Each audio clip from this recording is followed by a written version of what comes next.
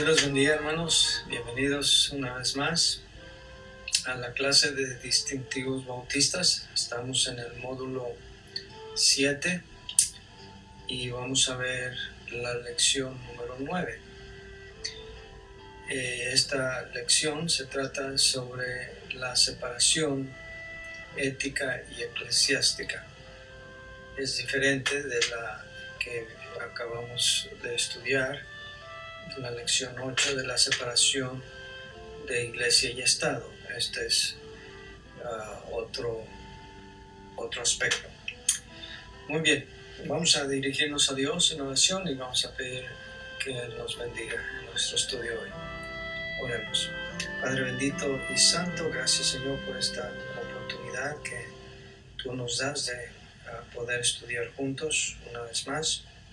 Pedimos Señor que este tiempo sea de provecho, que nuestros corazones se vean alentados, se vean motivados, Señor, para servirte mejor, especialmente en esta lección en la que vamos a estudiar sobre la separación, la pureza de doctrina, la pureza de vida personal que Tú demandas, Señor, de cada uno de nosotros. Señor, ayúdanos pues a ser hacedores de la palabra y no solamente oidores. Bendice nuestra clase juntos, Señor. Te lo pido en el nombre de Cristo. Amén.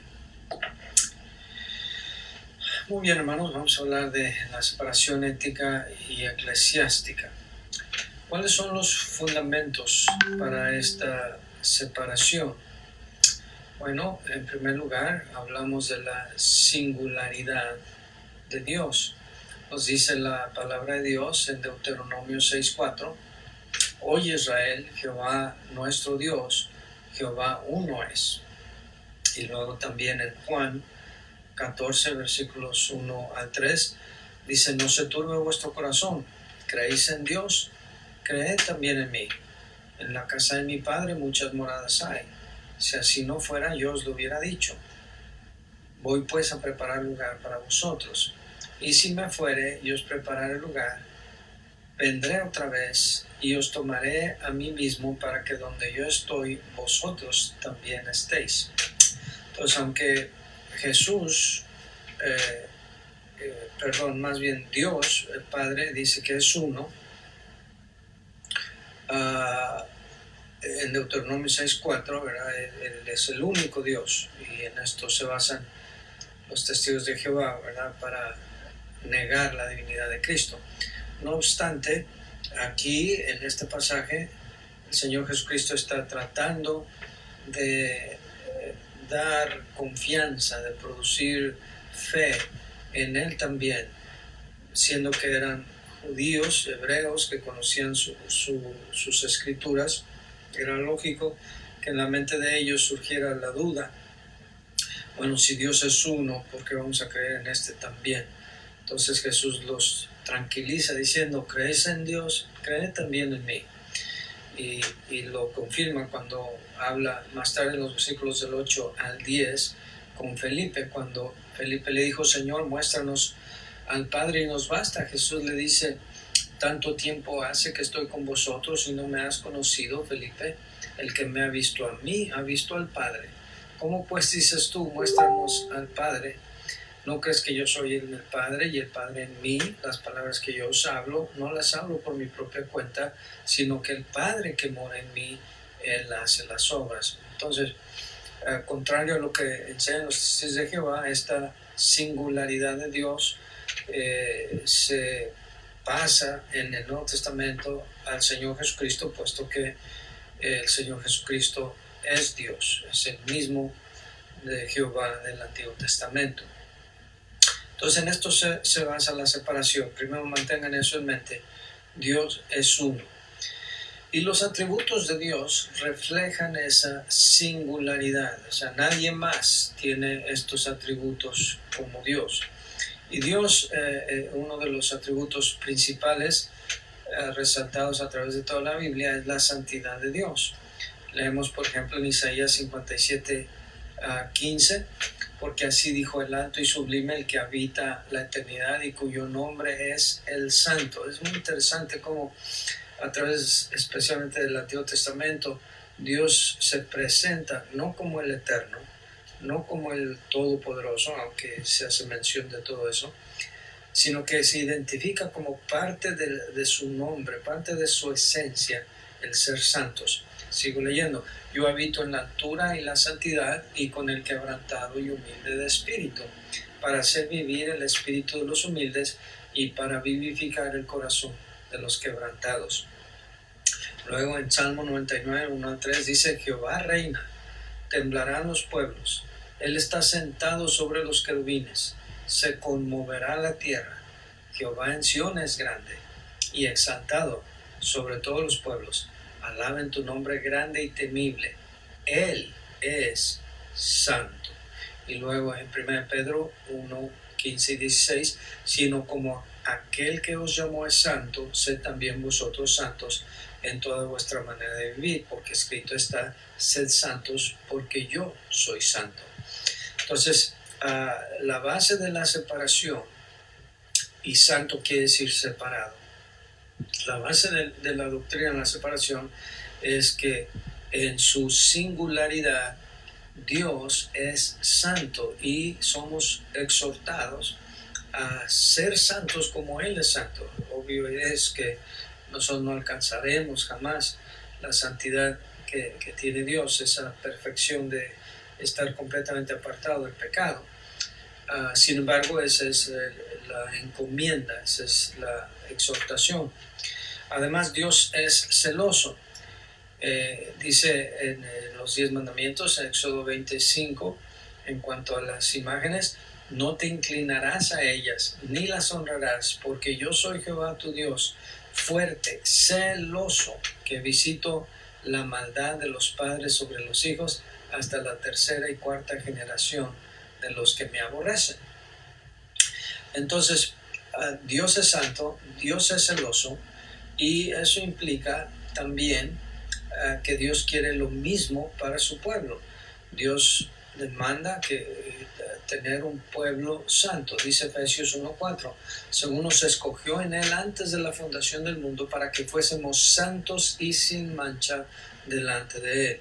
Y también Efesios 5:27, a fin de presentársela, hablando de la iglesia, la esposa, una iglesia gloriosa, que no tuviese mancha, ni arruga, ni cosa semejante, sino que fuese santa y sin mancha. Entonces, esta es la expectativa, este es el deseo de Dios en cuanto a su pueblo. En Éxodo 19, versículos 5 al 6, leemos: ahora pues, si diereis oído a mi voz y guardareis mi pacto, vosotros seréis mi especial tesoro sobre todos los pueblos, porque mía es toda la tierra, y vosotros me seréis un reino de sacerdotes y gente santa. Estas son las palabras que dirás a los hijos de Israel. Ahora, Dios no solamente quiere un pueblo santo, sino quiere un pueblo celoso, igual que Dios es celoso, así nosotros celosos debemos ser de buenas obras. Dice Tito 2, del 12 al 14, enseñándonos que, renunciando a la impiedad y a los deseos mundanos, vivamos en este siglo sobria, justa y piadosamente, aguardando la esperanza bienaventurada y la manifestación gloriosa de nuestro gran Dios y Salvador Jesucristo, quien se dio a sí mismo por nosotros para redimirnos de toda iniquidad y purificar para sí un pueblo propio, celoso de buenas obras. Y esto es algo que vemos que falta tanto, ¿verdad?, entre el pueblo cristiano de Dios. Ahora, por la influencia del mundo, de la aceptación de todo tipo de desviaciones como una vida normal, como por ejemplo parejas que no están casadas y viven en amaciato, se está viendo con mucha más naturalidad dentro de las iglesias. El divorcio y nuevas nupcias, la homosexualidad, en fin, tantas aberraciones que antes no eran aceptadas por la sociedad entera, ahora hasta dentro de las iglesias lo estamos viendo. Y el argumento que yo he escuchado de algunos es, bueno, yo no me meto en su vida, yo respeto su vida, ellos respetan la mía, yo no los juzgo, así que yo los dejo vivir para que me dejen vivir. El hecho de tener celo por buenas obras no quiere decir que vamos a ir condenando medio mundo por todas partes, pero sí un verdadero cristiano que ama a Dios, ama la ley perfecta de Dios, su corazón se va a sentir contrito, se va a sentir agobiado. El Salmo 12 no lo tenemos que buscar ahorita. Dice la Biblia que aquellos que claman por la liberación de Dios, de la aflicción que sufre el pueblo de Dios por ver la maldad, dice que Dios los preservará, Dios los guardará en medio de esa generación. Pero tristemente el pueblo de Dios ahora va de acuerdo con toda la inmoralidad que este mundo impone sobre nosotros. Ahora, los atributos de Dios demandan también singularidad. Por ejemplo, el Evangelio. El Evangelio es singular. Miren lo que dice Gálatas 1 del 6 al 10. Estoy maravillado de que tan pronto os hayáis alejado del que os llamó por la gracia de Cristo para seguir un evangelio diferente. No que haya otro, sino que hay algunos que os perturban y quieren pervertir el evangelio de Cristo. Mas si aún nosotros o un ángel del cielo os anunciare otro evangelio diferente del que os hemos anunciado, sea anatema. Como antes hemos dicho, también ahora lo repito. Si alguno os predica diferente evangelio del que habéis oído, sea anatema. Pues busco ahora el favor de los hombres o el de Dios, o trato de agradar a los hombres, pues si todavía agradara a los hombres, no sería siervo de Cristo. El camino hacia Dios también es uno solo. Juan 14:6, todos conocemos este versículo. Jesús dijo, yo soy el camino y la verdad y la vida, nadie viene al Padre sino por mí. No hay muchos caminos hacia Dios. En la antigüedad había un viejo refrán, decía, todos los caminos llevan a Roma. Bueno, en cuanto a la salvación, ese proverbio no se aplica, ¿verdad? No todos los caminos llevan a Dios. Mucha gente cree que sí, que todas las religiones llevan a lo mismo. En un sentido tienen razón, todas las religiones llevan a la condenación. El único camino a la salvación es el Señor Jesucristo. Hay también un solo mediador, dice 1 Timoteo 2:5, porque hay un solo Dios y un solo mediador entre Dios y los hombres, Jesucristo, hombre.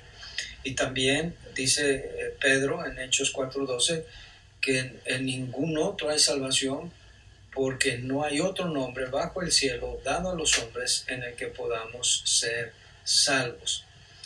Ahora, la singularidad del pueblo de Dios se debe de ver solo en que solo uno es el pueblo de Dios. 1 Pedro 2:9, que estudiamos cuando vimos el tema del sacerdocio.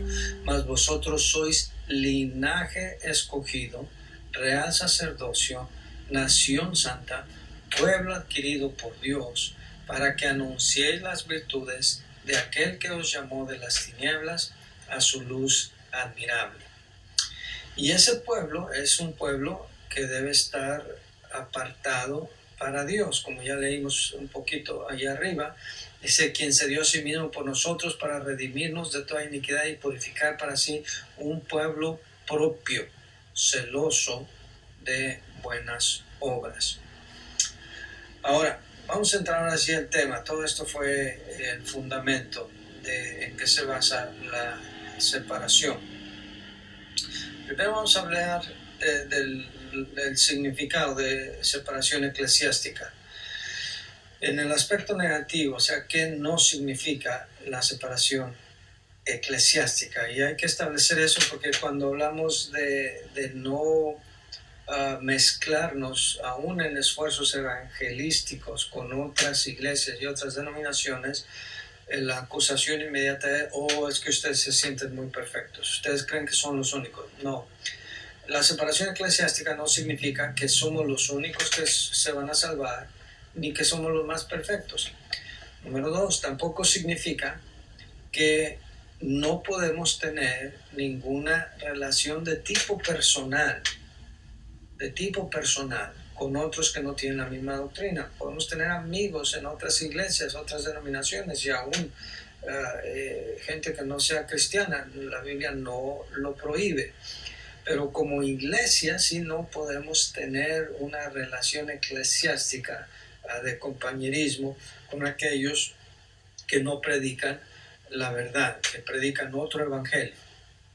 Y ahorita vamos a hablar de la gravedad de algunos que han diluido el evangelio o han dejado de predicar todo el consejo de Dios para congraciarse con otras iglesias, lo cual es una abominación delante de Dios. Número 3, la separación eclesiástica no significa que no nos debemos alegrar de que se predique el evangelio por otros grupos, ministerios, predicadores, aunque nosotros no estemos completamente de acuerdo con todo lo que ellos predican o practican o su manera de adorar a Dios o lo que sea. Miren lo que dice Filipenses 1, 15 al 17. Algunos a la verdad predican a Cristo por envidia y contienda, pero otros de buena voluntad. Los unos anuncian a Cristo por contención, no sinceramente, pensando añadir aflicción a mis prisiones, pero los otros por amor, sabiendo que estoy puesto para la defensa del evangelio. Entonces aún Pablo se alegraba de que el evangelio era predicado, y así igual nosotros, ¿verdad? No todo el mundo tiene que ser salvo y ser bautista, ¿no? No creemos eso. Podemos alegrarnos de eso. También la separación eclesiástica no significa que todo lo que prediquen o enseñen otros es malo, o que Dios no pueda usar a otros que no tienen la misma doctrina. Miren lo que dice Lucas 19, 40. Lucas 19:40 dice: Él respondiendo les dijo: os digo que si estos callaran, las piedras hablarían. Y el mismo Señor Jesucristo en una ocasión les reprendió a sus discípulos, ¿verdad? Porque decían, estos no nos siguen. Y Jesús les dijo, el que no es contra nosotros, por nosotros es. Así que no se tiene que prohibir. Muy bien, en el aspecto positivo, creemos en la separación eclesiástica, que debemos criticar, o sea, juzgar entre la sana doctrina y lo que no es sana doctrina. Una vez más, cuando delatamos las fallas doctrinales, los errores doctrinales de otros grupos, inmediatamente algunos vienen a su defensa diciendo: tú no eres nadie para juzgar, tú no eres nadie para condenar. Pero la Biblia sí nos dice que debemos discernir, que debemos tener discernimiento. La palabra crisis, que se traduce juzgar, eso es precisamente lo que significa tener discernimiento. Y miren lo que dice Primera de Tesalonicenses 5:21. Dice: examinadlo todo, retened lo bueno. Hay que examinarlo todo, pero solamente vamos a retener lo bueno. Y también dice que debemos señalar a los que causan división. Mira lo que dice Mateo 7:15. Guardaos de los falsos profetas que vienen a vosotros con vestidos de ovejas, pero por dentro son lobos rapaces. Debemos separarnos de los que no traen la sana doctrina. No debemos condonar ni consentir lo malo por lo bueno que algún ministerio, grupo, iglesia o predicador pueda tener. Entonces, miren, vamos a ver esta exhortación bíblica de separarse en cuanto a la doctrina.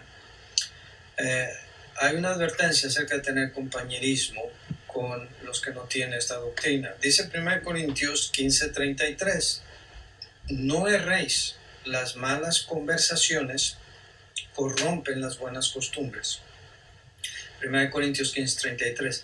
La palabra conversación o conversaciones viene de homilía. Ustedes han escuchado este término. Y homilía quiere decir comunión, compañerismo, relación o comunicación. Es comunicar. Entonces la mala comunión, la mala compañía, la relación indebida con otros grupos, individuos que no andan rectamente delante de Dios, corrompe las buenas costumbres. Además, Amós 3:3 dice la Biblia, andarán dos juntos si no estuvieran de acuerdo. Entonces, en cuanto a separación eclesiástica, no podemos ir con otras personas o grupos en esfuerzos evangelísticos que no creen exactamente en la sana doctrina. Yo sé que quizás no estamos de acuerdo 100% en todo, pero estoy hablando de la sana doctrina. Me refiero a que si alguien no predica que existe un infierno, un cielo, si alguien niega la eficacia de la sangre de Cristo, alguien niega la segunda venida de Cristo, alguien niega la divinidad de Cristo, alguien niega el nacimiento virginal de Cristo, en ese sentido no pueden andar dos juntos si no están de acuerdo. Ya leímos también Mateo 7:15, ¿verdad? Guardaos de los falsos profetas que vienen a vosotros con vestido de ovejas, pero por dentro son lobos rapaces. Hay una advertencia incluso para andar en yugo desigual con los incrédulos. Este pasaje se usa mucho para advertir sobre relaciones sentimentales entre un creyente y alguien que no lo es. Dice ahí en 2 Corintios 6, del 14 al 18, no os unáis en yugo desigual con los incrédulos, porque qué compañerismo tiene la justicia con la injusticia, y qué comunión la luz con las tinieblas, y qué concordia Cristo con Belial, o qué parte el creyente con el incrédulo, y qué acuerdo hay entre el templo de Dios y los ídolos, porque vosotros sois el templo del Dios viviente. Como Dios dijo, habitaré y andaré entre ellos, y seré su Dios, y ellos serán mi pueblo, por lo cual salid en medio de ellos y apartaos, dice el Señor, y no toquéis lo inmundo, y yo os recibiré, y seré para vosotros por Padre, y vosotros me seréis hijos e hijas, dice el Señor Todopoderoso. Entonces hay un yugo desigual, ¿verdad? Dice aquí qué compañerismo hay entre la luz y las tinieblas, hablando en cuanto a doctrina. No podemos enfrascarnos en esfuerzos evangelísticos con los que adoran a María, con los que la tienen como una divinidad. Estaríamos en un yugo desigual. Ahora, también hay advertencia en contra de los que causan divisiones. Dice Romanos 16:17, mas os ruego, hermanos, que os fijéis en los que causan divisiones y tropiezos en contra de la doctrina que vosotros habéis aprendido, y que os apartéis de ellos. Tenemos que apartarnos, ¿verdad? A un pastor lo invitaban, un grupo de pastores, a una actividad ecuménica con otros pastores de la ciudad, y él se negó y le dijeron a él, bueno, ¿qué no te gusta cooperar? Y él correctamente les contesta, bueno, ¿ustedes por qué no cooperan creyendo la verdad? Algunos de ustedes ya no creen en la inspiración de la Biblia, no creen en el nacimiento virginal, etcétera, etcétera. Entonces, las bases del compañerismo deben ser la sana doctrina también, en esfuerzos ecuménicos. Tenemos también la advertencia de no recibir a los que traen otra doctrina. En 2 de Juan 1:9-11 dice, cualquiera que se extravía y no persevera en la doctrina de Cristo, no tiene a Dios. El que persevera en la doctrina de Cristo, ese sí tiene al Padre y al Hijo. Si alguno viene a vosotros y no trae esa doctrina, no lo recibáis en casa, ni le digáis bienvenido, porque el que le dice bienvenido participa en sus malas obras.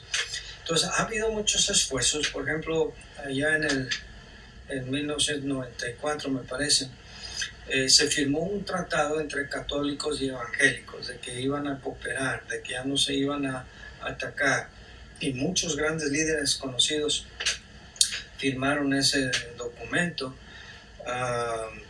Chuck Colson, Bill Bright, Rick Warren y muchos otros líderes conocidos que son respetados en los círculos evangélicos, firmaron ese tratado. Pero mire lo que dice aquí la palabra de Dios: si alguien se ha extraviado de la sana doctrina y no persevera en esa doctrina, no le recibáis en casa ni le digáis bienvenido. ¿Cómo podemos decir bienvenido a que trata de llegar a Dios a través de María, cuando la Biblia nos dice que solamente a través de Cristo se puede llegar a Él? O cuando alguien le reza a los santos, cuando la Biblia dice que nuestra oración debe ir dirigida al Padre solamente, etcétera, etcétera. Entonces tenemos esa advertencia. También dice la Biblia que hay que desechar los que han naufragado. Primera de Timoteo 1, del 18 al 20. Dice: este mandamiento, hijo Timoteo, te encargo, para que conforme a las profecías que se hicieron antes en cuanto a ti, milites por ellas la buena milicia, manteniendo la fe y la buena conciencia, desechando la cual naufragaron en cuanto a la fe algunos, de los cuales son Himeneo y Alejandro, a quienes entregué a Satanás para que aprendan a no blasfemar. Hay algunos ejemplos de los que se han contaminado por doctrina. Quiero mencionar algunos aquí. Billy Graham. Él, por ejemplo, desde 1958 aproximadamente, empezó a dejar la posición independiente fundamental y empezó a colaborar con la Iglesia Católica. Más adelante él recibió un doctorado honoris causa de una prominente universidad católica en los Estados Unidos, y en su discurso de aceptación de ese grado honorífico dijo que el mismo evangelio que él había predicado es el mismo evangelio que esa institución había estado predicando. De ahí en adelante, en casi todas las campañas de Billy Graham, había en la plataforma gentes de entre otras denominaciones, episcopales, católicos, de todo tipo. Él hizo varias visitas al Papa en turno. Él, por supuesto, sobrevivió a varios papas, y especialmente a Juan Pablo II, me parece. Él dijo que era un gran evangelista, lo llamó un gran evangelista, siervos de Dios. Tuvo la oportunidad de predicarles el evangelio, nunca lo hizo.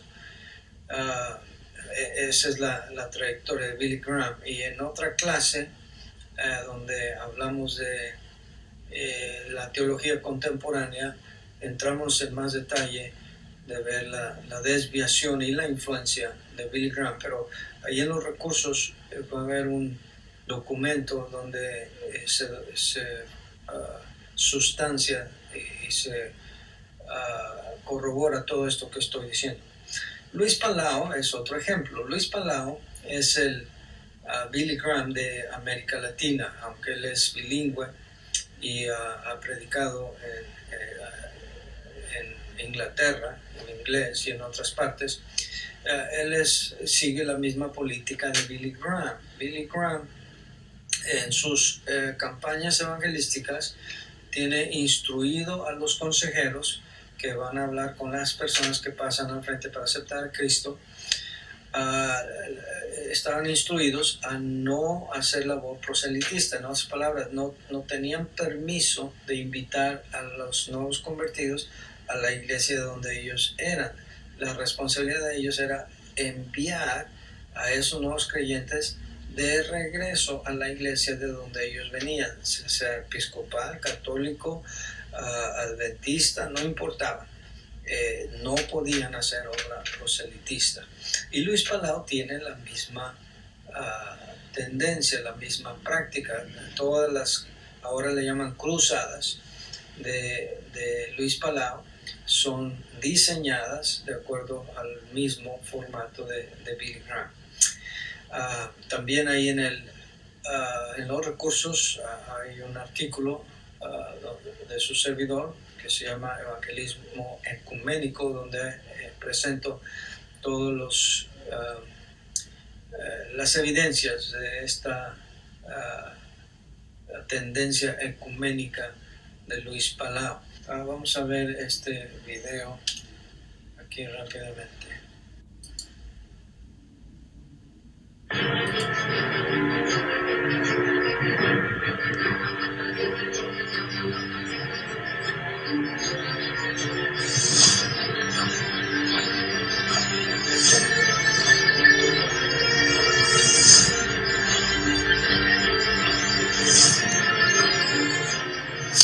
Yo creo que el mundo cristiano puede regocijarse que el cardenal Jorge Bergoglio de Buenos Aires, Argentina, ahora es el Papa Francisco. Para los latinos es una emoción muy grande, el primer Papa de la América Latina. Lo que a mí me entusiasma es que el Papa Francisco es centrado en Jesucristo, toma a pecho la palabra de Dios, la lee todos los días, hace oraciones a Dios. La lee todos los días, hace oraciones a Dios y es un hombre que quiere ver que el Evangelio de Jesucristo corra por todo el mundo. Es una gran bendición y debemos orar por él como él nos ha pedido.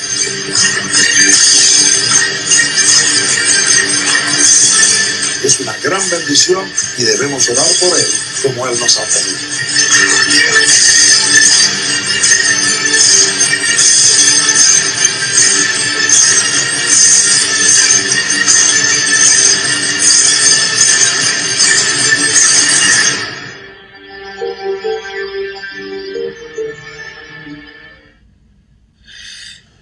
Bien, allí podemos ver la tendencia tan favorable hacia la Iglesia romana de parte de un líder de tanta influencia como lo es Luis Palau.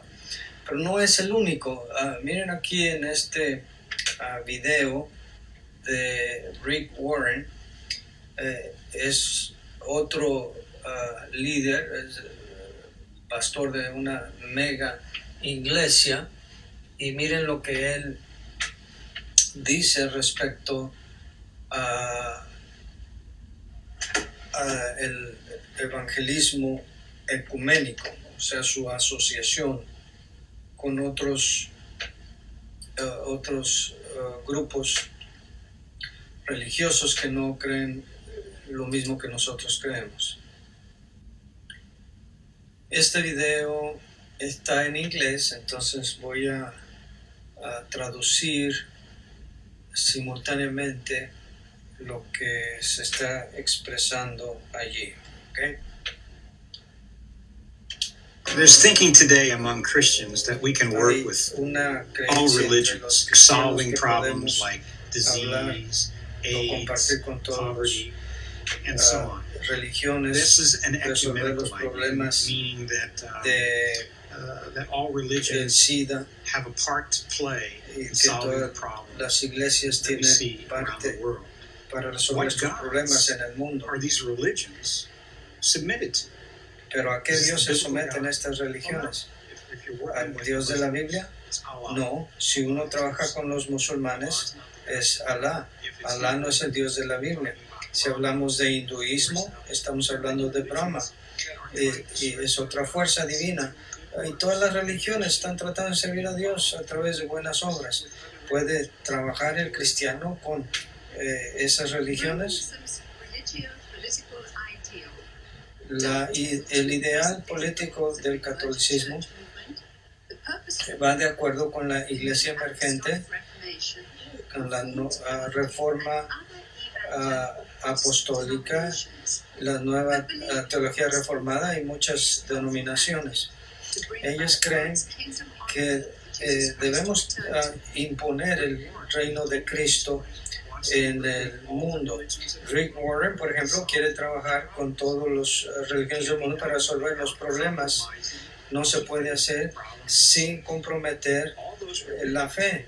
El problema es que todas esas religiones creen que vamos a alcanzar la salvación, nirvana, el paraíso, por medio de las obras. Eso es contrario al cristianismo de la Biblia. Es contrario a lo que cree Rick Warren. No puede decir que cree en la fe en Cristo Jesús, quien pagó por nuestros pecados. No le va a poder comunicar esto a un hinduista, a un budista que quiere practicar su propia religión y alcanzar su propia deidad o su propia manera de ver el cielo por medio de las buenas obras. La persona aquí está pidiendo la meta milenial. Me reuní con el secretario general para hablar de organizaciones basadas en la fe, trabajando con las Naciones Unidas. Y aquí tenemos a otro individuo. Aquí está mi hermano islámico de Italia. Yo no estoy interesado en el diálogo interfe. Yo quiero mejor hablar de proyectos interfe. Ya hemos hablado mucho. Hace algunas semanas en Georgetown University trajimos 3 imams, 3 sacerdotes católicos, varios pastores, varios rabíes, y preguntamos qué podemos hacer por el SIDA. Y vemos que todos los movimientos religiosos del mundo se están reuniendo con gente que no predican el Evangelio. Vemos a Rick Warren reuniéndose con otras personas que no creen en el Evangelio, haciendo que la gente se confunda, trayendo toda una comunidad, y de esta manera están minimizando el Evangelio. Podemos entender las otras religiones, pero esto es dialéctica. La dialéctica es la idea de tomar dos opuestos, hablar acerca de ellos y crear una síntesis. La dialéctica es traer gentes de diferentes posiciones religiosas y juntarlos, mezclarlos en un esfuerzo donde todo el mundo se lleva bien y ignora la verdad absoluta. Eso es lo que vemos con los líderes evangélicos que están abrazando otras religiones. Él, por ejemplo, Rick Warren, habló en la convención del Islam y no habló del Evangelio. Es increíble que nunca ni siquiera mencionó el Evangelio del Señor Jesucristo.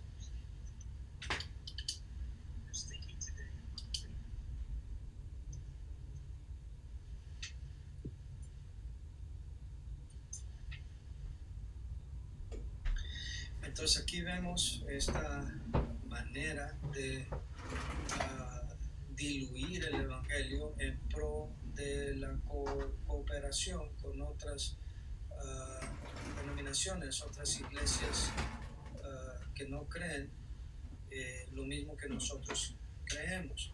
Aquí tenemos otro ejemplo, el de Marcus Witt. Escuchen.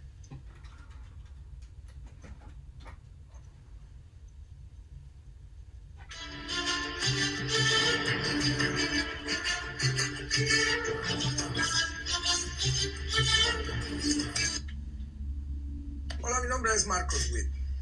Quiero contestar la pregunta: ¿seré ecuménico? Lo seguiré haciendo hasta que regrese el Señor. No existe otro camino para mí. Es un camino nuevo, peligroso, difícil, pero que potencialmente nos puede llevar a una nueva historia, y hay que escribirla usted y yo. Honro a mis padres, honro a mis abuelos, soy 4ª generación predicador por lado de mi madre. Honro lo que Dios ha hecho a través de ellos, pero es un nuevo día y necesitamos buscar un nuevo camino. Yo me uní a esta invitación porque quiero investigar este camino.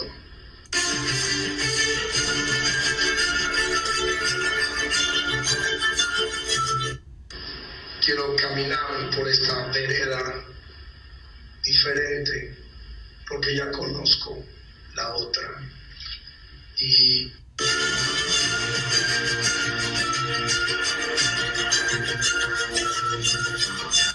que Dios nos dé la sabiduría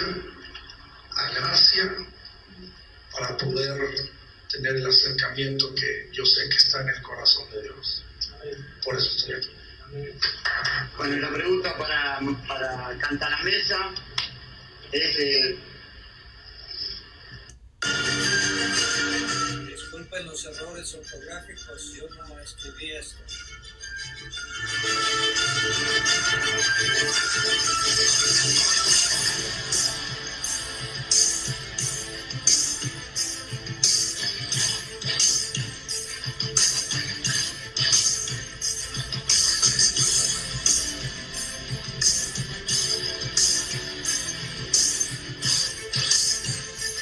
¿Cuál es su opinión al respecto? Porque si Juan Pablo II hizo un énfasis tan importante en llegar a Jesús a través de María, y también hizo un llamado a la evangelización en el mundo entero a través del Cristo Eucarístico, creo que los evangélicos que se están sumando a este nuevo camino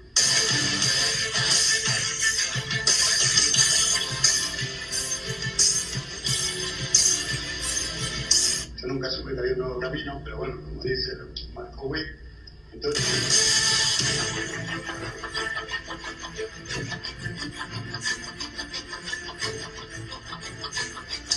Empecé una empresa que hoy se llama el Grupo Canción. El Grupo Canción hoy está valuado en millones y millones y millones de dólares. Tiene oficinas en todos los países de América Latina. Es la disquera más grande de música cristiana del mundo entero, hispano. Espérame, no aplaudan, porque esto es nada más para dar testimonio, para que usted se anime, no para que usted aplauda. Para que usted se dé cuenta que usted también lo puede lograr. Yo soy un hijo de misioneros de Durango. Durango, ¿dónde rayos es Durango? Nadie sabe dónde es Durango. Yo sé que ustedes, porque son mexicanos. A lo que voy es que si Dios puede levantar a alguien de una ciudad como Durango, Él puede levantar a cualquiera, de cualquier lado, y hacer lo mismo contigo o más. Yo tomé esos $1,000 y empecé lo que es ahora el Grupo Canción. 600 personas trabajan a tiempo completo en el Grupo Canción por todo el mundo. 600. Es increíble lo que Dios ha hecho. Y todo empezó con una visión, con un sueño. Yo lo soñé, yo lo escribí, hice mi ruta crítica y empecé a talonearle. Y vaya que le taloneé. Yo les digo a mis hijos, usted va a ser millonario. Usted va a... Hablar entonces ahora de la separación ética. La separación ética es otra manera de hablar de la santificación del creyente, de vivir separado del mundo. Miren lo que nos dice 1 Pedro 2:12 respecto a la separación del cristiano del mundo, la separación del mundo para el cristiano y su relación con las demás personas. Dice ahí, manteniendo buena vuestra manera de vivir entre los gentiles, para que en lo que murmuran de vosotros, como de malhechores, glorifiquen a Dios en el día de la visitación, al considerar vuestras buenas obras. Y más adelante en el versículo 16, teniendo buena conciencia, para que en lo que murmuran de vosotros, como de malhechores, sean avergonzados los que calumnian vuestra buena conducta en Cristo. Entonces, un cristiano debe tener una vida separada en todos los aspectos. En relación a su familia, por ejemplo, si es casado, debe vivir una vida separada, exclusiva para su cónyuge. Dice primera de Pedro 3, versículos 1 y 7, asimismo vosotras mujeres estad sujetas a vuestros maridos, para que también los que no creen a la palabra sean ganados sin palabra por la conducta de sus esposas. Luego los hombres dice, vosotros maridos igualmente, vivid con ellas sabiamente, dando honor a la mujer como a vaso más frágil y como coherederas de la gracia de la vida, para que vuestras oraciones no tengan estorbo. También se exhorta en Efesios 5, 25 al 30, ¿verdad? Habla bien de la relación de amor y de sumisión que debe haber entre el esposo y la esposa, comparando la relación de Cristo con la iglesia. Si como hijo, en cuanto a sus padres, la Biblia nos manda en Éxodo 20:12, honra a tu padre y a tu madre para que tus días se alarguen en la tierra que Jehová tu Dios te da. En Efesios 6:2 dice, honra a tu padre y a tu madre, que es el primer mandamiento con promesa, y la promesa es ser de larga vida. Eso es en la vida familiar. En su vida pública, en el trabajo, la escuela, vecinos, amigos, familiares, la Biblia exhorta en Romanos 2:24, porque como está escrito, el nombre de Dios es blasfemado entre los gentiles por causa de vosotros. Entonces nuestra vida debe ser de tal manera lo más cerca a la palabra de Dios, para que el nombre de Dios no sea blasfemado por culpa de nosotros, por nuestra manera de vivir. ¿Cuántas veces escuchamos eso, verdad? De que nos decimos cristianos y la gente dice, ¿y eso que eres cristiano? Y mira cómo vives, mira cómo hablas. Todo eso se debe dejar ver. 1 Timoteo 6:2, y los que tienen amos creyentes no los tengan en menos por ser hermanos, sino sírvanles mejor, por cuanto son creyentes y amados los que se benefician de su buen servicio. Esto enseña y exhorta. En otras palabras, en el trabajo se debe demostrar que somos creyentes. En la escuela, 1 Pedro 2:12, que ya leímos, dice, manteniendo buena vuestra manera de vivir entre los gentiles, para que en lo que murmuran de vosotros, como de malhechores, glorifiquen a Dios en el día de la visitación, al considerar vuestras buenas obras. Y por supuesto es su testimonio en la iglesia, ¿verdad? Dice 1 Timoteo 4:12, ninguno tenga en poco tu juventud, sino sea ejemplo de los creyentes en palabra, conducta, amor, espíritu, fe y pureza.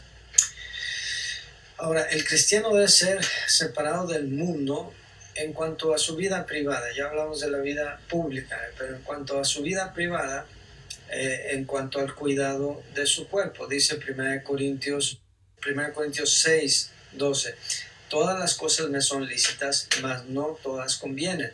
Todas las cosas me son lícitas, mas yo no me dejaré dominar de ninguna. Y yo sé que a veces nos acusan de que las iglesias les prohibimos a la gente hacer esto, hacer aquello, fumar, bailar, etc. No, la Biblia no prohíbe ninguna de esas cosas, las iglesias no lo prohíben, eso es algo personal. Y Pablo lo pone de esta manera, todo me es lícito, pero no todo conviene. Todas las cosas me son lícitas, mas yo no me dejaré dominar de ninguna. Y luego más adelante, 1 Corintios 10:23, todo me es lícito, pero no todo conviene. Todo me es lícito, pero no todo edifica. Y luego, ahí mismo en 1 Corintios 6, del 18 al 20, huid de la fornicación. Cualquier otro pecado que el hombre cometa está fuera del cuerpo, mas el que fornica contra su propio cuerpo peca.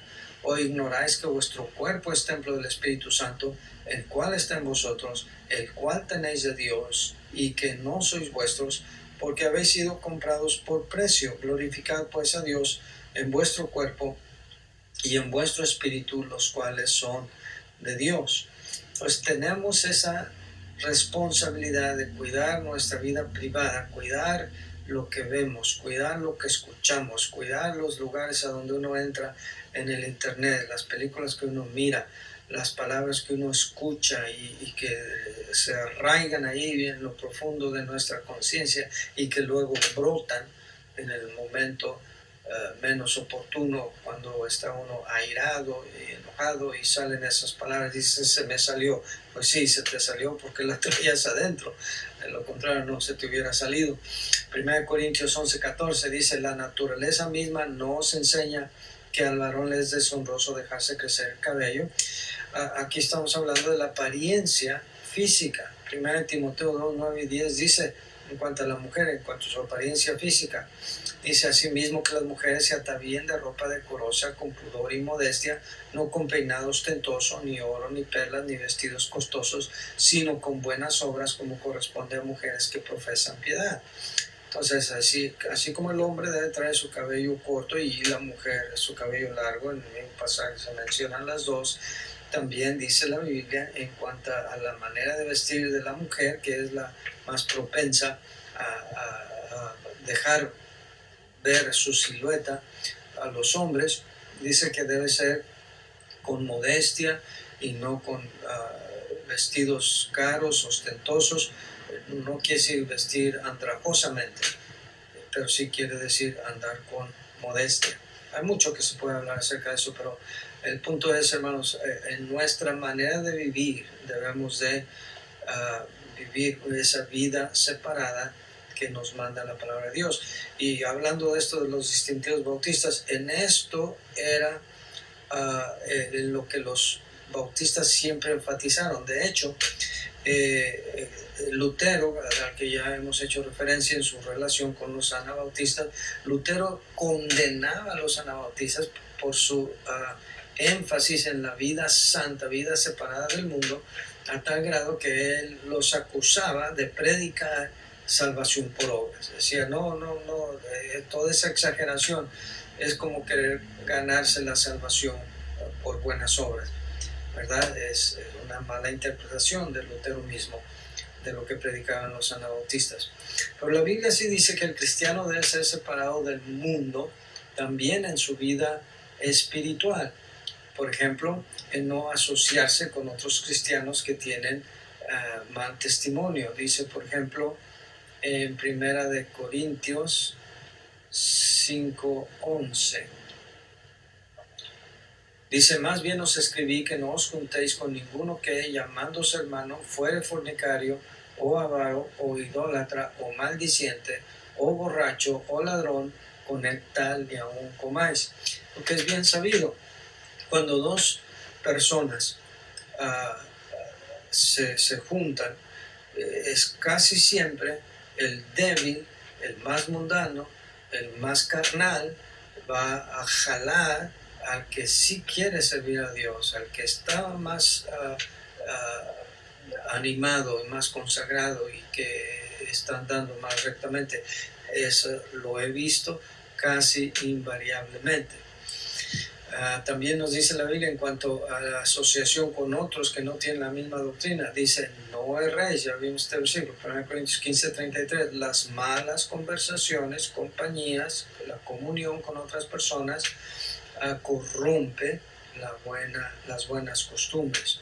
En cuanto a su asociación con gente mundana, ya vimos el pasaje entero de 2 Corintios 6:14-17, no hay comunión, la luz con las tinieblas, entre Cristo y Belial, etc.